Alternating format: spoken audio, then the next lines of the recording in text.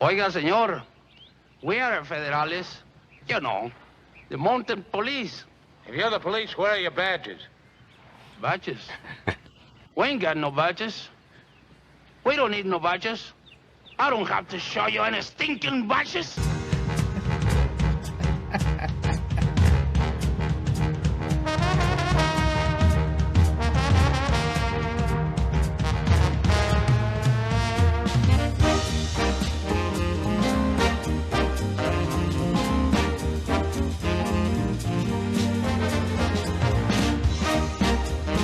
The views expressed on the following broadcasts do not necessarily reflect those of KHLT, Take 12 Radio, or our affiliates. The opinions on this show should not be considered as medical, psychological, or professional advice and are those of the host, co-host, and guest. Take 12 Radio and KHLT Recovery Broadcasting are not affiliated with any particular 12-step fellowship.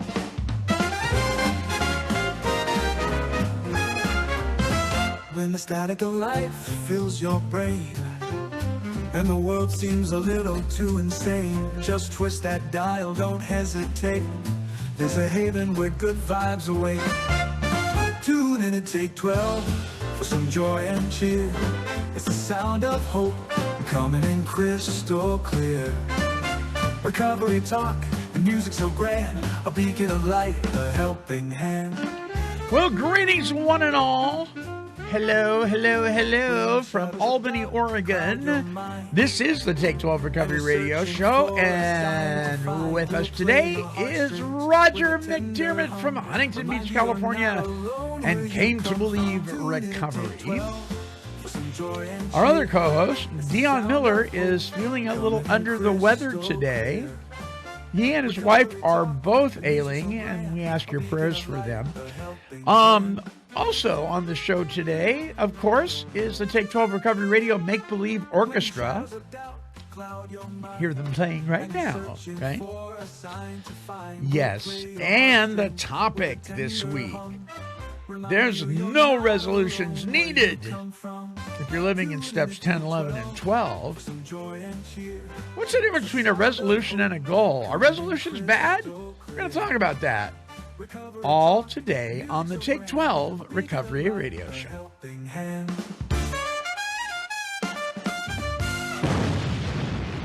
La, la, la, la. So, what do you think? I'm all bright and... See, people that aren't on YouTube on the video feed, they miss out. Yes, they do.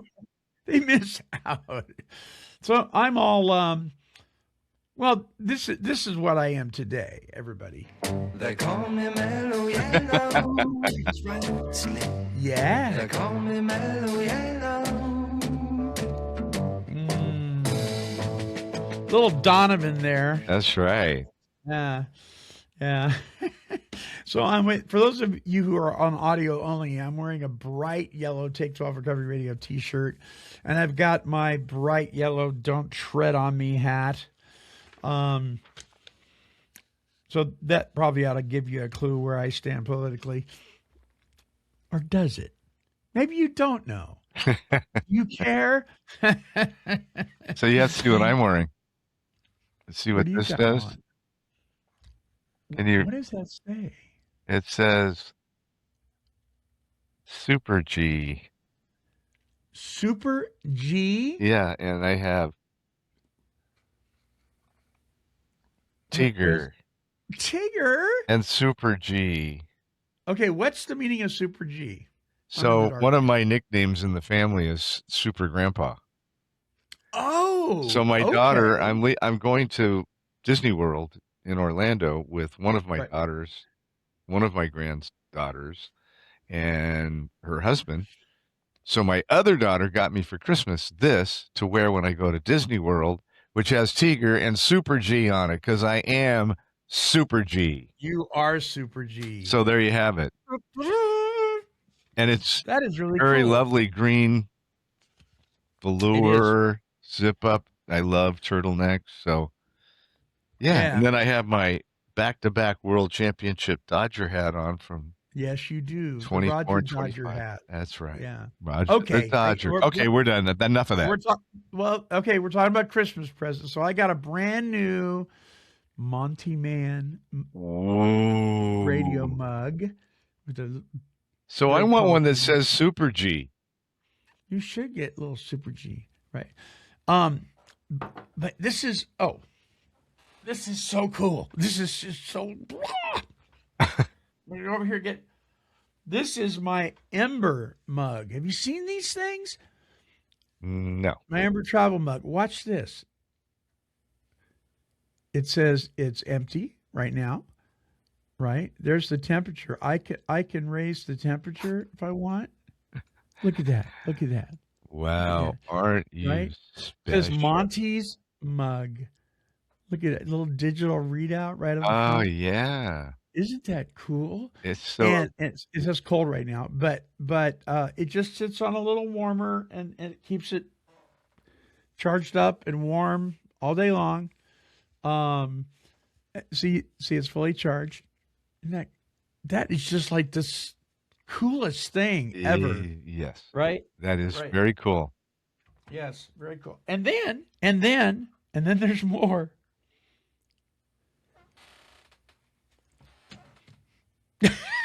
What is that? What is that? Let me see here. I got to get it centered. There we go. Well, hello everyone. I can't tell what it is. It is. It's a little microphone. See, and this is the windshield. This shield of the wind. What it does, you've seen on YouTube and stuff, you see people interviewing people with these little things in their hands. Yeah. Instead of a big mic, they Yeah. just got this little, or they got it attached over here. Pastors use it all the time now. The one that Collins pastor uses is a little round thing with a magnetic on it. He puts it on here. And they're really cool because they attach, there's a transmitter that attaches to your phone, right? So you can do all your TikTok videos or whatever, or talk to your Aunt Joe or whatever, and you can be on the other side of the lawn, right, talking to them. You can, I think it's like up to 120 feet away, and the sound is absolutely amazing. Yeah, and it's so soft. It's just, My word. Yeah. And by the way, I don't know if you noticed, I'm clean shaven. I shaved off the side part of my beard. I'm so handsome. I didn't even pick. Did you have a side beard? Yeah, I had a full beard. I'm just used to your goatee, so I know. Yeah. Okay. Well, you look great, Monty. Any way you slice it, there, pal. And if I'm Super G, you're Special G. I'm special something. Yeah. Hey, listen. So I forgot to do this last week. I did edit it in though on the audio and on the YouTube version for those who listen. So bear with me as I repeat this because I want to make sure that Roger gets it. I told you I'd give you the answers to the quiz last week. Oh yeah. So we had a couple of winners. I can't. One's from Pasadena, and the other one's from Nebraska. Oh, wow. That won. But the first question was, which popular Christmas beverage is also called milk punch? Do you know what that is? No, I didn't know the answer to that when you asked the question.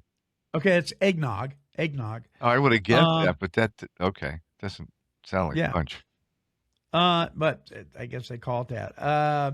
How many ghosts show up in the Christmas Carol? You know how many ghosts? Nope.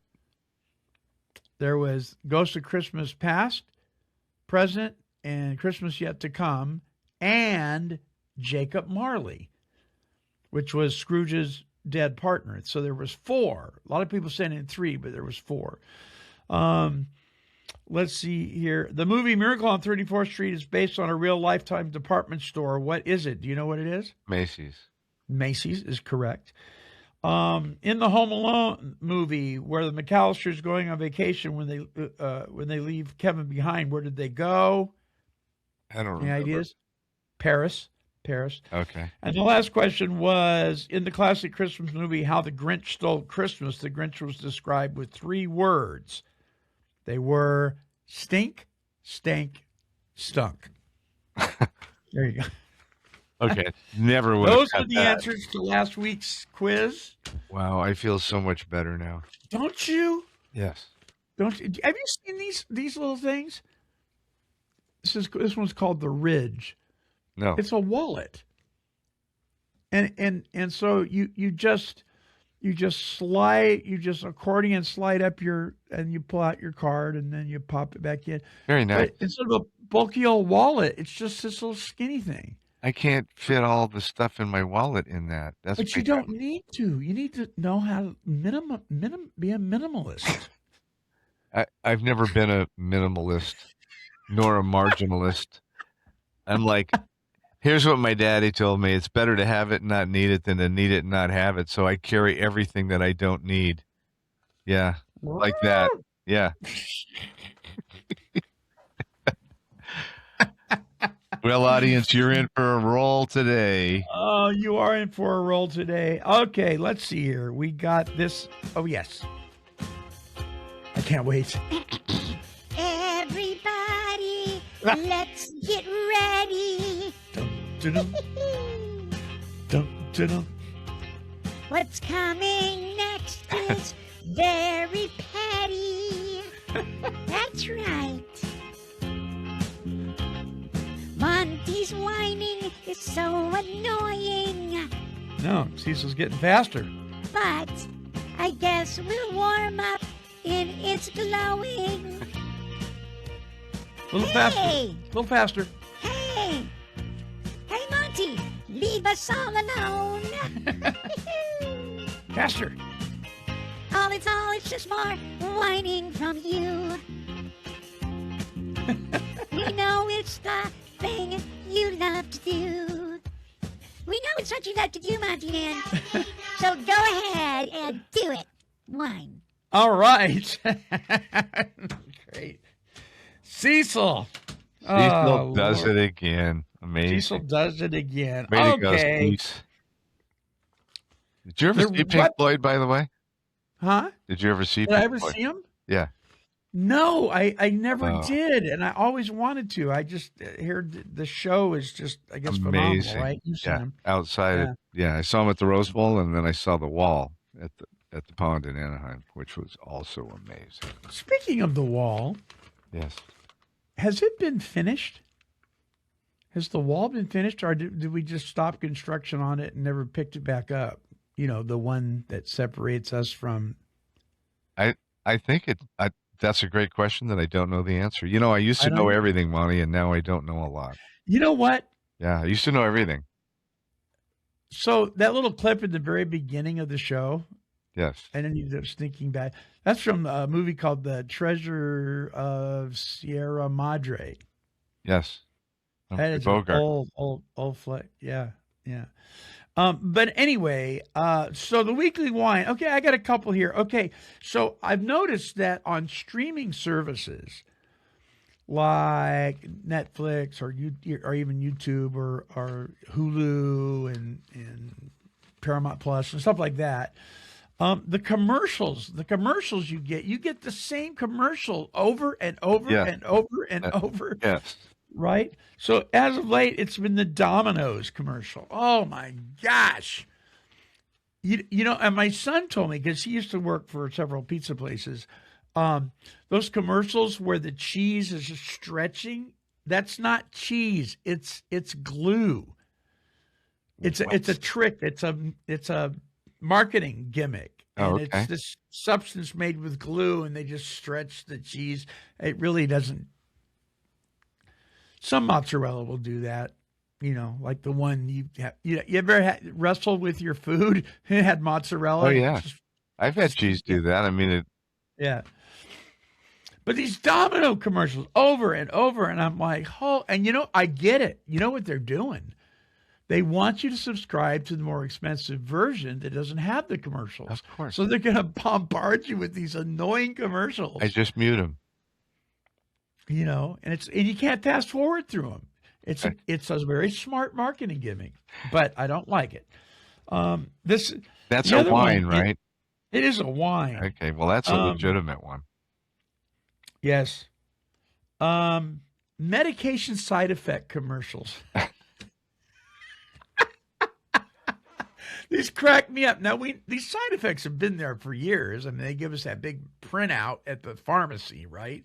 Yes. Do you want the printout of the side effects? No, thank you. I don't have time because there's a million of them. But it cracks me. He goes, don't take this medication if you're allergic to it. I'm like, what? Then I remember, oh yeah, I'm friends with a lot of alcoholics and addicts, so I guess it makes sense. I'm allergic to it. Let's have some more of it. Let's add more to it. Yes. And they say it may cause this, and in some cases death. Oh, the disclaimers are hilarious. You could do a full Saturday Night Live every week on just disclaimers of medications.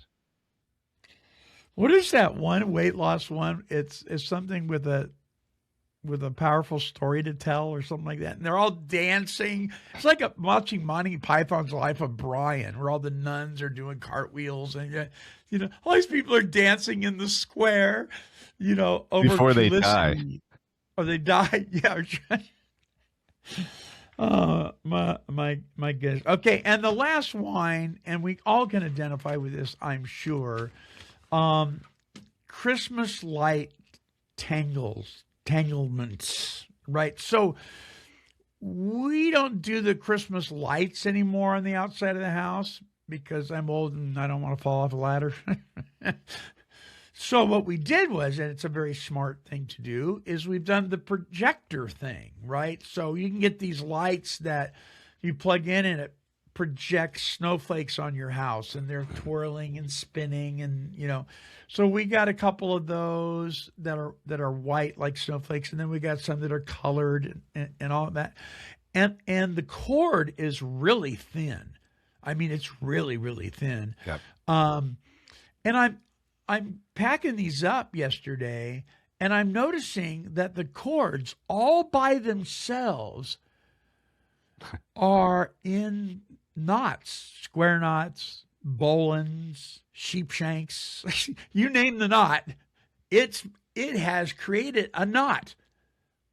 Now, how did that happen? Is it the same whatever knot Christmas demon that is in the box with your Christmas lights when you wrap them up and they're all organized, but when you go to open them to put them up, they're all tangled? Yes. What happens in between? I mean, I don't get it. It's the same creature that steals that one sock out of your dryer, right? Yes. What is going on? I mean, sounds like a new Netflix series. Dude, these cords, I made sure they were perfectly straight from the plug, because we had an outdoor plug installed on our front porch so we could do this stuff. From the plug out to the front of the porch, it was perfectly straight when I installed it. When I went to unplug it, there were knots in it. Somebody in the neighborhood did it, Monty. It's not right. You're correct, however. That is a real situation that happens. It does. It should be a new episode of Stranger Things. Are you watching that? Yes. Wow, is it amazingly well done?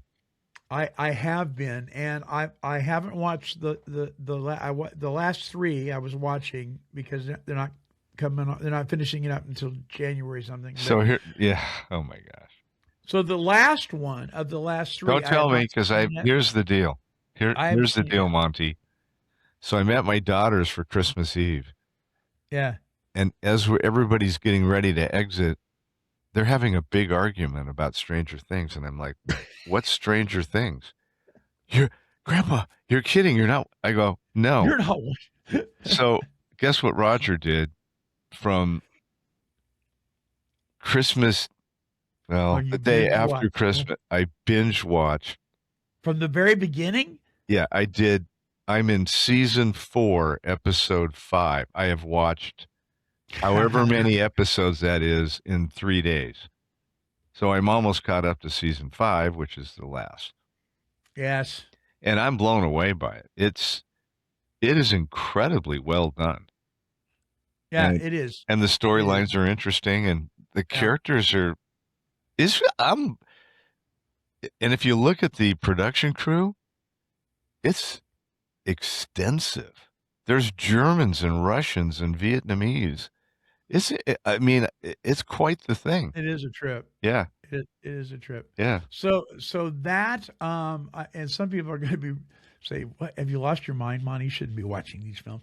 The other one that I really like is Welcome to Derry. It is from the It franchise. Oh my gosh, I've never heard of it. Oh yeah. Oh, so it was. You've heard of It? Stephen King's It. I think I saw the first 2 It's. Scary. Yeah, the first 2, the one where they all come back from they're adults now, and it's a reunion and all that. Yeah. And the It ends up in that very disappointing to me at the end. They go in that little tiny cave and there's a giant crab-like spider, and that's it. That's the It. And I'm like, really? They got to do better. And they did. They did better. And Welcome to Derry, it's on HBO Max, and it's pretty rough, but it's amazingly well done as well. The other one is the Umbrella Academy. Have you seen that? I've never heard either one of those. Oh my gosh, Roger, Grandpa, Super G, you got to get on board, baby. I'm busy right now with Stranger Things, Monty. I don't have time for another binge. Oh, and you know what? And not since the theme music to the X-Files has there been a creepier sounding intro music than in Stranger Things. Oh, the way that absolutely. When you hear that coming on, you Yeah. just, Yeah. it just like, It is. It is really well done, well produced. The special effects are amazing. I'm thoroughly impressed. yeah. And it's hard to believe it started in 2016. Yes. Yeah, and these kids are all adults now, and they've grown up. And yeah. I'm a it's big trip. Winona Ryder fan too. She is an amazing actor. I saw her in. The screenwriter for My Name Is Bill W. Yeah. William Borchert was on my show. He's passed away here not too long ago. I think last year maybe. But William had been on the show a couple times, and just a great guy. And he wrote When Love Is Not Enough, the Lois Wilson story, which she played Lois Wilson. Oh, she did. I haven't seen that. Yes. Oh my God. Yeah. Amazing. She is an amazing actor. But yeah, she's okay. On to the topic. Let's see here. Okay, well, I'll talk about that at the end of the show. Okay, so no resolutions needed. What do I mean by that?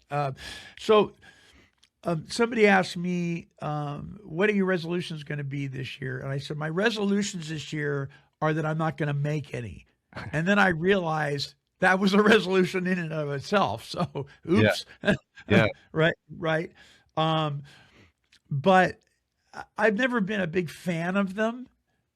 Not because they're bad or they're very effective for some people, but I'm for years I've been the guy that says, well, why make your bed? You're just going to sleep in it again and mess it up, right? So I'm like, why make a resolution? You're just going to fail at it, right? That really stinky thinking attitude about it.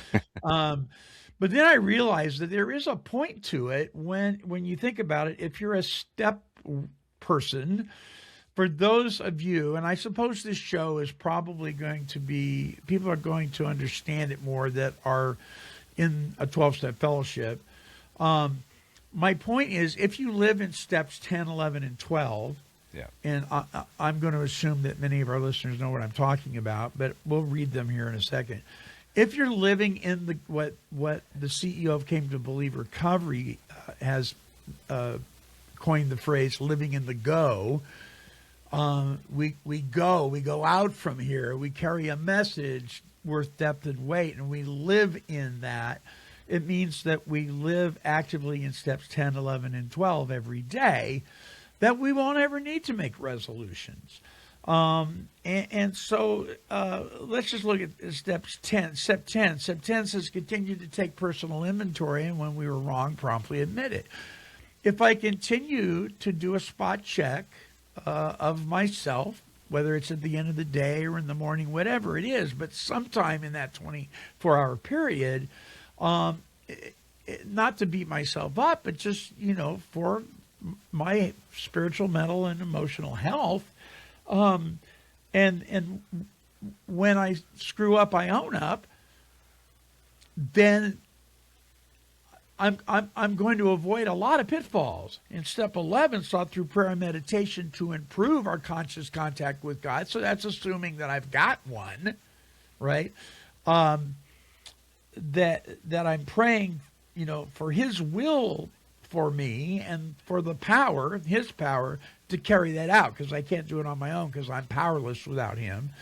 I'm going to avoid a lot of pitfalls, and I'm not going to probably need to make resolutions. And in step 12, where we carry the message to others because we've had a spiritual awakening as a result of the first 9, and I'm practicing the principles in each one of those steps in all my affairs in life, financial, morally, relationally, all that kind of stuff. If I do all 3 of these on a regular basis, and I'm not necessarily, Roger, saying that I got to sit down with a piece of paper at the end of every day and do that, but it's something that we do intuitively now, right? Mm-hmm. If I'm doing that, I'm probably not going to need to make these promises. Okay, this time I mean it. Let alone make them on January 1st or New Year's Eve or whenever. So that's kind of my take on that. But you asked the question, what's the difference between a resolution and setting a goal? So expound on that a bit for us. Well, I mean, if you look up the definition, it says a goal or objective is an idea of the future or desired result that a person or a group of people envision, plan, and commit to achieve. A resolution says it's a firm decision to do something. They're kind of the same thing. I think resolution has become kind of a joke because everybody makes fun of New Year's resolutions. And like you say, if we're living in the go and we operate daily in steps 10, 11, and 12, then there's no need for a specific resolution per se. But I think goals are still good. You can plan that's to make plans to reach a particular place or position or something, and to map out the way to get there. I think that's a little different than New Year's resolutions. If I set a goal, I gotta map out a plan, and then I gotta, plan the plan and then do the plan. It's kind of like we're kind of talking in circles here because 10, 11, and 12 accomplish that. Right. I mean, that's what living in the go means. It's like you have a daily plan, and that is to seek God in everything and do His will and pray for the power to carry it out. And if you make mistakes, promptly admit it and be of maximum service to others. But I think there's things like I need to set up an exercise plan. I need to do a diet. There's certain things that I want to change in my life. And that's separate from, a little bit different than 10, 11, and 12, only in that you're setting up a specific plan to do a specific action. If that makes any sense. So I looked into this a little bit. The three top resolutions that people make, and you can probably guess them. The third most common, any ideas what the number 3 might be? take a Well, stab at it. I mean, one is to exercise, one's to diet. The third one would be, I don't know what the third one would be. Interestingly enough, the third on the list of most commonly resolutions, at least as of late, is to stop using mind-altering substances. Oh, well, see, okay, I would never think of that because we've I know. made that decision almost 30 years Right. ago. Yeah. Yeah. But these are hundreds of people that are That's saying, interesting. "I'm not going to drink anymore That's awesome. after New Year." So I'm going to get blasted on New Year's Eve, Yeah. and then tomorrow, I'm never going to drink again. Yeah. Well, how many times did you and I say that? Yeah. Yeah. It's interesting though, when I read that, it was like mind altering substances. Okay. Well, that could include a lot of different things. Sure. Right? That could include caffeine. Yeah. For instance. I'm not gonna drink caffeine. Number 2 was smoking. Smoking. That doesn't surprise me. I I'm mean, gonna quit smoking. yeah. And number 1, and you guessed it, was diet and exercise. It has been since time began. Right. The interesting thing about all of these is they're all attainable. Yes. You know, with the right support, with the right help, with the right determination, with but they all take a commitment on our part. You know, I love that God will not render us white as snow without our cooperation. Right? I love that. You know, we need to step up to the plate and do our part, but with a firm commitment that is something that we renew on a regular basis. And that's why I love 10, 11, and 12. So let's unpack 10 for a minute. Continued. That means that we have been doing something already. Right. So that would highly suggest that you go back and actually do steps 1 through 9. But continue to take personal inventory, which is a reflection of step 4, right? Mm-hmm. And when we were wrong, promptly admitted it. Which is step 5. Which is step 5. And we admit it to God, to ourselves, and another human being, you know. Not always is it wise to admit to the person you've wronged, you know, immediately after you wrong them. Sometimes people are processors, and you need to. I've made that mistake before, honey. I really am sorry for my behavior, and they're not ready. Yeah. So you want to be careful. But if you live in that, and you know, some people kind of live in a fear of, oh my gosh, I'm going to screw up. We're not talking about that. We're talking about, you know, I'm a new person today, and I want to, you know, I can't polish up the flesh, so I want to make sure that I'm, you know, seeking God in this, and I'm admitting when I'm wrong. Marcia and I have been watching a series for a long time now called Sister Wives. God knows how I ever got into watching this thing. You know, wives have an interesting talent. They can get you on board with stuff you would never think of yourself, right? Of course. Like, I'm not watching this. And then I'm watching it. And now I'm into it. And then it's like, and the other day I'm like, I want to watch this show. And she goes, well, I'm going to bed. And I go, well, no, now I got to wait. Because I'm not going to watch it without her. Right? Right. So we've been watching Sister Wives, and I have never seen a better example of a narcissist in my life than this guy who is his name's Cody, and he's the husband of these, you know, they come out of a Mormon background. He's got 4 wives. 3 of them all have left him in the dust and said, we're not doing this anymore. But this guy, he in the latest episodes, he's going back and he's apologizing to them. He's admitting that he was wrong. And he keeps going back saying, I want to apologize for this. I want to apologize for that. I want to apologize. Well, and the one gal says, I don't need your apology. I've moved on. Well, I need to apologize. Oh, okay. So it's all about you, Cody. You're not apologizing to her because she deserves an apology. You're doing it to clear your own conscience. So now we're back to being selfish and self-centered, right?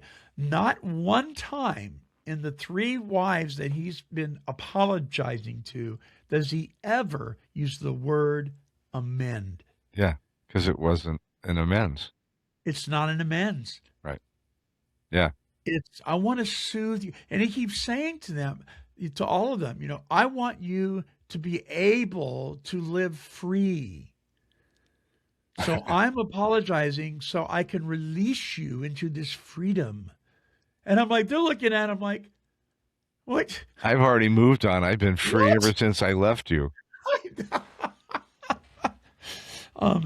So when we're talking about promptly admitting our wrongs, we're not doing it because we want to, our conscience gets to get cleared. That's a benefit of it. But if that's your motivation, if that's the reason you're doing it, because it's all about you,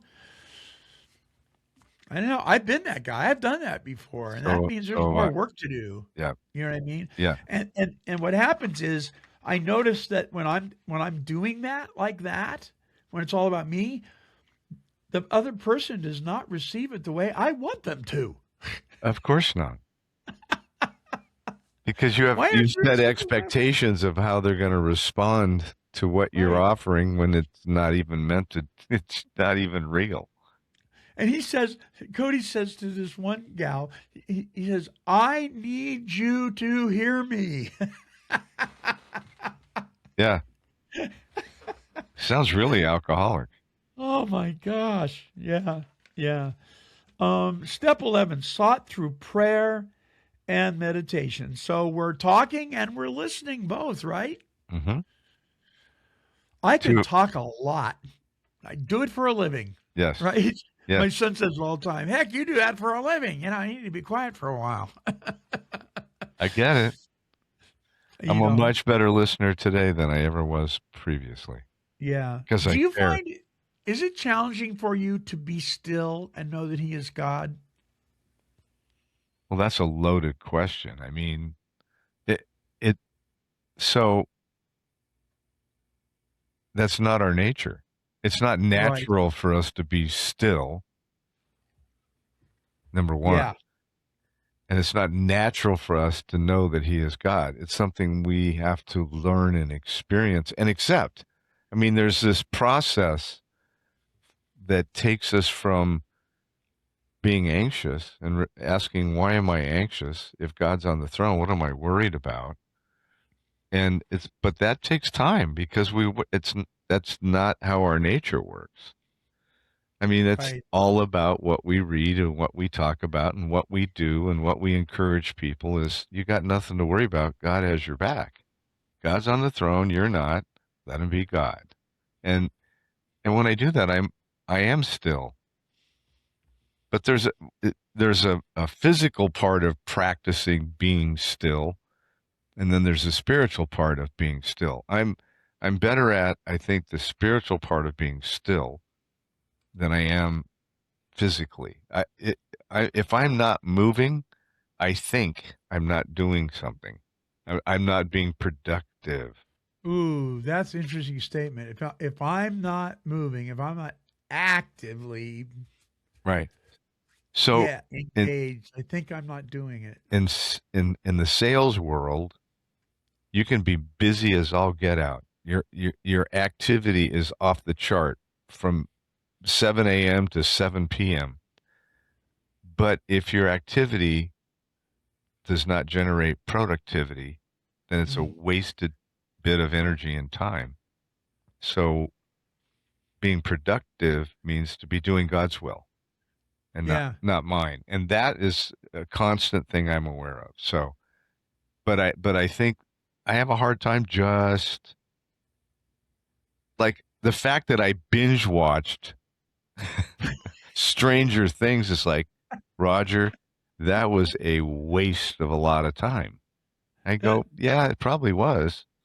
And I did You it were anyway. enjoying it though, I right? It I was, was thoroughly enjoying it, and I was yeah, like, it was downtime and blah, blah, blah. So, but in the course of a day, I want to be productive. I want to carry a message that has depth and weight, and I want I want God's will to be my operating system and not Roger's will. And that's right. always a challenge. And that's where step 11 comes in. And so it goes on to say, praying only. Now that's an interesting stat. That's there's a lot there in those two words. Mm-hmm. Praying only for knowledge of His will for us and the power to carry it out. Now, you and I have heard a lot of people say over the years, especially in the rooms of recovery, I don't know God's will. Nobody can really, and I heard this the other day, somebody say, nobody can really know God's will. Not really. And I'm like, Yes, you wow. can. Yeah. Yes, you can. I mean, Well, there's not a book written on it. And I'm like, yeah, yeah, there there was. yeah. Yeah. It's all in there. Yeah. And so I want to know, to be known, I want to know God and I want to be known by God.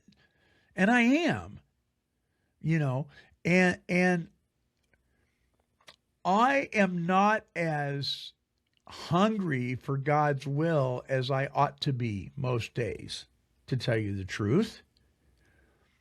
I have come to the realization as of late that I need to be more desperate for that type of nourishment than I've been in the past.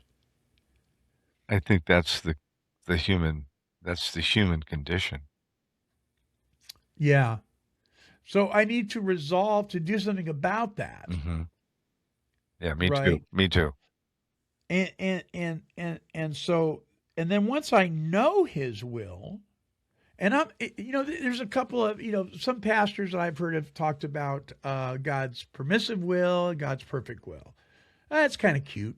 But there is some truth to it. I've heard it described as God's sovereign will, Yeah. God's moral will. His moral will are the commandments, and what he said in Sermon on the Mount. That's his moral will. Sure. But his sovereign will never changes. It's been that way forever, and forever will be. But his moral will is written out. And then we have free will. So you've got sovereign will, which never changes. Right. You have moral will, which is explained very vividly in the scriptures, in the 10 Commandments. And in our case, steps 10, 11, and 12 are the 12 steps. And then we have free will. And our free will needs to line up. If it lines up with his moral will, it will be in alignment with his sovereign will. Yep. Yep. That was really an interesting exercise that one of our pastors, in fact, I've heard him do it a couple times, and he draws circles. It's interesting. The large circle on the outside is the sovereign will, and inside that circle is his moral will, and inside that circle is our free will. And that's where the dilemma is, or the challenge, I should say. We tend to complicate things, and we always enjoy. I enjoy when I come to the realization that something in my life that I've complicated can be whittled down to something very simple. Mm-hmm. I like that. I mean, usually I go, oh, well, I really kind of screwed that one up. It was a lot simpler than this. But now I know. Now I know better. And so somebody asked me one time, well, how do you know what God's will for your life is, Monty? I said, I'll tell you exactly what it is. Yeah. And whatever I do in word or deed, it points to him. That's God's will for my life. Yeah. Well, I know for a fact what God's will for my life is, and the purpose that he gave me was inside the rooms of recovery in Alcoholics Anonymous, which turned into Came to Believe, which has turned into Salvation Army. And those things have been in my life. And you know that my grandparents were Salvation Army captains, and I never met them. So it's literally in my genes, but I didn't know any of that. Right. I knew none of that, and was never my plan to do what I do today. Any of it. So I know that that's what God's will is for me. You know, and so it On a can come daily. down to it's something as simple as what somebody asked me years ago, have you ever heard God's voice? And I said, well, yes and no. To be more specific, not audibly necessarily, although there's been some weird experiences that I've had. But for the most part, it's been things like this. I want you to get up at 5 a.m. I want you to put your sweats on, and I want you to go for a walk. Now, let me tell you, that's not me. Right. I'm not. That's not my idea. I don't want to do that. Right. Right? That's not my idea. And it's not the enemy in my soul telling me that. Right? That's God telling me that. Right. Get up, get moving, go for a walk. It's good for your heart. It's good for your ability to even move because you have trouble moving because of your age. The body in motion stays in motion, blah, blah, blah, blah. Right. And I don't want to do it. Right. But I do it. And, you know, so yeah, in that sense, do I hear God's voice? There's that also thing where you know inside your gut. Right. And I will go so far as to say it's not my conscience, it's the Holy Spirit. Right. Mm-hmm. Yeah. You know, and so for the knowledge of his will and for the power to carry it out. Why? Because we don't have the power. If I'm just praying for God's will and the ability to do it without asking for his power, it might work for a while. It's like this whole thing about service work will keep you sober. Yeah, until you burn out on it. Right. That's the activity versus productivity. Yes.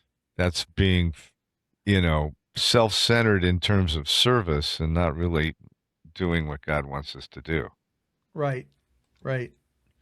And so that's vitally important. So if it sought through prayer. So that's an action, so continued is the first word in steps 10. Sought is the first word in steps 11.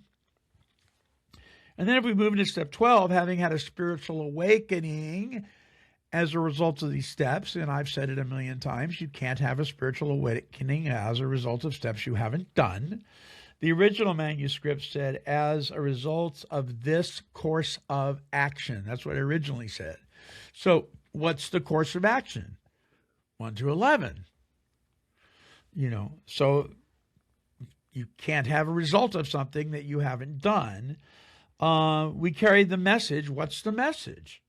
The steps. And what's the message in the message? A relationship with our Creator. Yeah, that's what it comes down to. To others, and to practice these principles are these spiritual disciplines in all our affairs, in everything that we do. So one of the things, Roger, that I found interesting with people that are anti-traditions.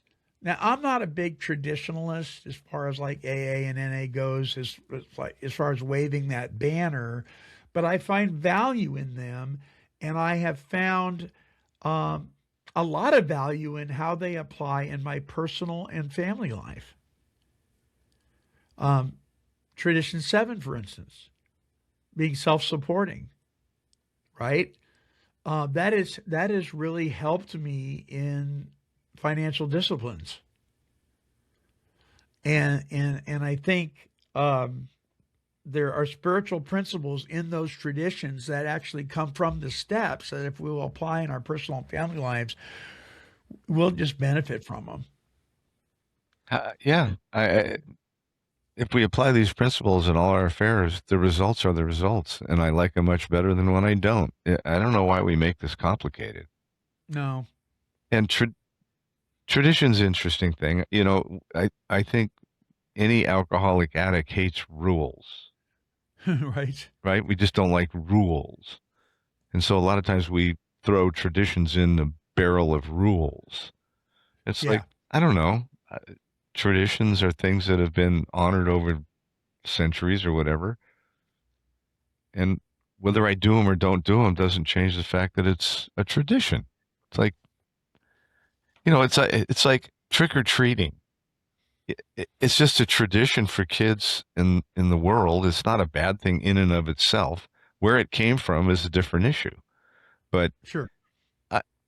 Christmas tree, I get it. Easter eggs, I get it. But these are U.S. traditions, and in some places in the world. But if you know Jesus is your Lord and Savior, those things are just an honored tradition. Doesn't have anything to do with who God is or who is in my life or any of that. So I don't, in that respect, I don't place any power in certain traditions. Sure. But it's a family thing. It's a cultural thing. So I don't know. It's one of those kind of deals. The interesting wording here, and two, so that means there's more. We try to carry this message to others, and two, practice these principles in all our affairs. Yeah.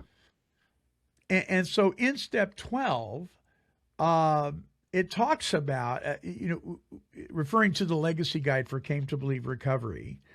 In there, it talks about the result of practicing these principles on our failures will start to show up. People will start to notice them. You'll start to notice them. Mm-hmm. Wow, when did I make that good decision? I didn't make those kind of good decisions before. When did that happen? You know what I mean? Yeah. But they'll start showing up in our finances. They'll start showing up in our relationships with our employers. They'll start showing up in our sexual conduct. Wink, wink. Right? And when we do these presentations for the Salvation Army, when we get to that part where it says that, they giggle a little bit. Why? Because it makes them nervous, because they understand. Okay, there's going to be some changes going on in all my affairs. All means all. All in Greek means all in Latin means all in English means all. They're going to start showing it, and if they're not, then there's more work to do. Mm-hmm. Obviously, And so when you wrap all this stuff up, I mean, I don't think it's ever been said better than trust God, clean house, and help others. Exactly. Yeah. That's 10, 11, and 12, right? That's what Bob said. That sums it all up. Trust God, clean house, and help others. Says it all.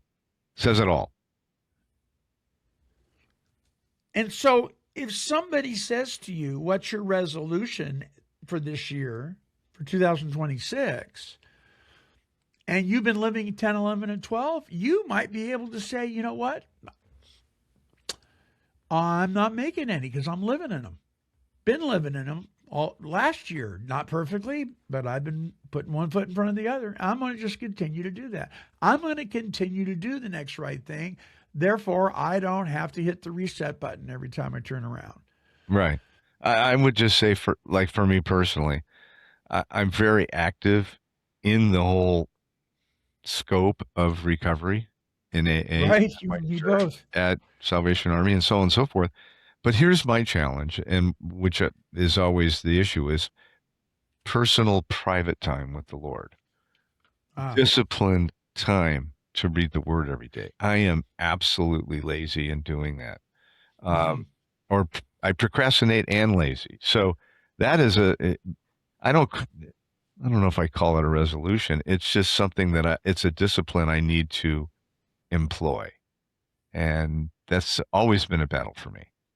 I love devotions, but I want to get up in the morning and I'm go, go, go, go. I'm the ever ready rabbit. And it's like, yeah, that's not productive. That's busy. Sure. That's busy. That's not productive. Right. So that's always my challenge. Always my challenge is to be disciplined. So that's why I'm such a we guy, because what I do, I like to pray with people. So whatever there's an issue, we pray. But I'm not sitting down, just me and the Lord talking. all the time or Uh, routinely, and I need to do more of that. So I'm big on I'm big on fellowship. I'm big on being on a team that does that. sure. So, but I need to be more disciplined in my private time. And that's something I do need to work on in 2026. Do you find it difficult to actually open up the Bible and sit down and just no Yes. distraction? Yes, I do, because my mind is Me not too. focused. Yeah. It's hard. I'm it's I'm always I always have activities. So I need to be more disciplined in just 15 or 20 of quiet time, 15, 20 minutes of quiet time. And I used to be huge in reading devotions. That was a way that I could do quiet time. And I've become lazy in that. So that's Mm. something I do need to work on. Get the Absolutely. spiritual paddles out. Clear. Yeah. Yeah. Well, it's discipline. That's what it is. It's like, Yeah. there's no excuse for it. And the thing that's interesting about it is once we get some momentum going on Yeah. these things, it becomes a part of us, and then it's not as difficult anymore. Right. Right. So one of the things that I've been able to accomplish, which I never thought I could, is this how do you say it? Intermediate, not eating before noon. Oh, okay. Intermittent fasting. Is that how you say it? Intermediate fasting. Intermediate fast. Is it intermediate fasting? Help me, viewers, listeners. But I've gotten. I'm so in now. Not every single day in a Or month you just froze. What do I happened? do that. Once in a while, Marcia will cook breakfast, and it's like, oh, it smells so good, and I'll break that fast. But for the most part, I will have to say it's become a regular practice. I just don't eat before noon.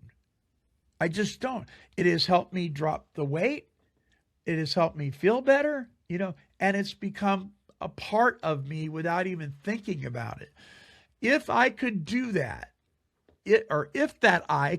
would do that with my personal Bible reading, and I mean Bible reading. I'm not talking about reading daily reflections or Men's Journey to the 12 Steps. I'm talking about Right. just the Bible. If I Right. would make that a part like that, it wouldn't take long, No, Roger. It it's really wouldn't of before course. it becomes a part of you. Yes. So Absolutely. maybe that's going to be our if we're going to make a resolution, that probably wouldn't be a better one than that, right? There would not Delving be a into better God. one than that. 100%. Yeah. And that would mean we are honoring God and he would honor that. So boom. All right. Check back with me next week. We'll see how each other are doing. Yeah, exactly. Oh, wait a minute though. After the first. No, I'm just Yeah. kidding. After the first, right? That's so Roger. Oh geez. Listen, I want to before we go to our closing song, I want to make sure everybody knows that they have an opportunity to go through these 12 steps in 2 days. 2 Yes. days. Yes. What we have coming up for you listeners is a 12-step virtual retreat being presented very much like it was presented by Dr. Bob and Clarence Snyder and some of the good old boys back in the day when the success rate of Alcoholics Anonymous was in the high 90s. Yep. It's in the low 3 these days. Do you want something that only works 3% of the time or something that works 98% of the time? Well, I'll take the higher road for my money. Why wouldn't I? So we want to make this available to you. It's on January 9th and January 10th. It's a Friday and a Saturday. Friday in the late afternoon, evening, and Saturday, most of the day Saturday. It's a virtual retreat. If you go to cametobelieverecovery.org and click on upcoming events, you'll see a list of the retreats, and there'll be the virtual one. I think it's right there at the top. You can click on that. We want you to register for it. You'll get a workbook. You want to do it, yesterday, if at all possible, because we want to get the workbook to you, the legacy guide that you'll be using, which is laid out pretty much like the big book with scriptural references that these guys were using back in the day. And we're going to take you through the steps in 2 days. Can it be done? It was done all the time. And all the time. We are continuing to. So, Roger, are you part of the virtual retreat this year? I think so I had a conflict on Saturday, but I think I'm going to change that. So, I'm probably going to be part of it. Sweet. I'll be there as well. I'm going to be walking you through steps 8, 9, and 12. And then we have other members of the Came to Believe recovery team as well. Now, I want to say this, and I want to make sure that you understand. There is a $50 registration fee. If you are not able to come up with the $50 registration fee, that is not an issue. Do not let that stop you from signing up. Email me right away at take12radio@comcast.net. That's TAKE, the number 12, radio@comcast.net, or Monty@cametobelieverecovery.org. Either one. I'm putting them up on the screen right now. And please email me. Let me know that you just aren't able to swing the $50, and I will show you how to register, and it will only be $1.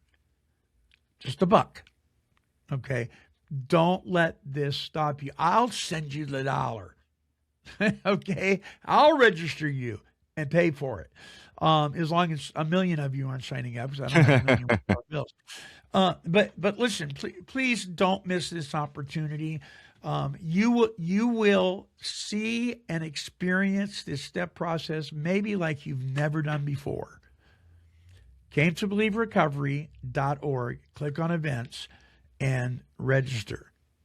If you aren't able to swing the $50, let me know, and I will walk you through the process of registering. Okay? Now, why is there a $50 registration fee? Because it costs money to do this. We're not charging you to go through the steps. That's not what's happening here. Please don't misunderstand. We never charge anybody to take them through the steps. But there are expenses that have to be paid for doing something like this, especially when so many people are doing it at no cost at all, except for the $1, right? We gladly pay to go to AA retreats, AA and NA service conferences. We pay a registration fee. You know, we do it all the time. Nobody's getting paid. It's just to cover our cost. So again, if you're not able to swing that, let me know. Roger, you want to add anything to that? No, you said it all. Don't miss this opportunity. And don't let $1 or even 50. I mean, whatever it is you require to attend, Came to Believe will find a way to help you out and make that happen. You should not miss this. Yeah, don't miss it. Don't miss it. And then if you ever have an opportunity to actually attend one of the private retreats, those are amazing as well. All right. We are so glad to be a part of the work of the Salvation Army. There is our sponsorship of the Salvation Army is up on the screen as well a couple of times during the show. But you can visit salvationarmyusa.org, I believe the website is, if you want to learn more about the largest social services organization in the world at no cost to anybody. I mean, it's free to go through the adult rehabilitation programs. It's like the best kept secret. I mean, I've been working in the recovery community and the treatment field for a long time, and I did not know that until a couple of years ago. Nor did I. I had no idea. Yep. Because the reason is because they're extremely humble. Don't miss the opportunity to support them as well. All right. Roger, closing thoughts before the song? do 10, 11, and 12 and do that daily, and you won't have to make New Year's resolutions and set new goals. Right. It's a lifestyle. So it should become a routine daily instead of having to write out a list every January 1 or December 30th, and just make it your lifestyle. Yeah. Amen. Amen. All right, our closing song. It's we used a portion of this as one of our theme songs years ago for Take 12 Recovery Radio. This is by Michael Purrington and his band, The Messengers, and it's called "This Is the Place." Here is Michael.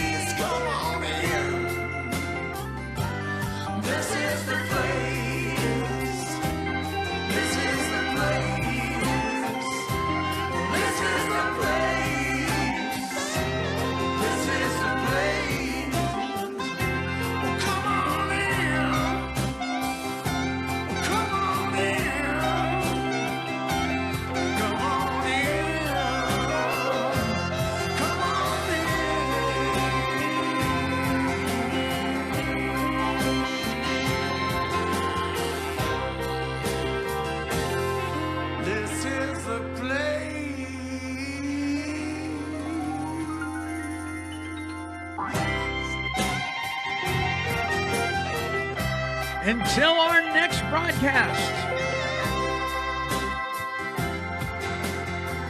we are wishing God's perfect serenity for each and every one of you.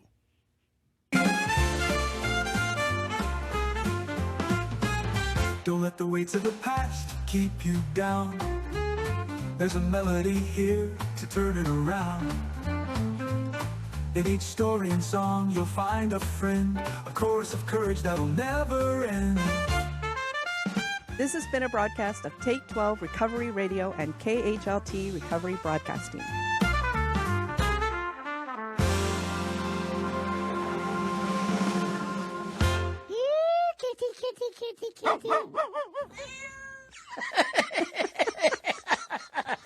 This has been a Chicken and a Pig production. I don't have to show you any stinking batches.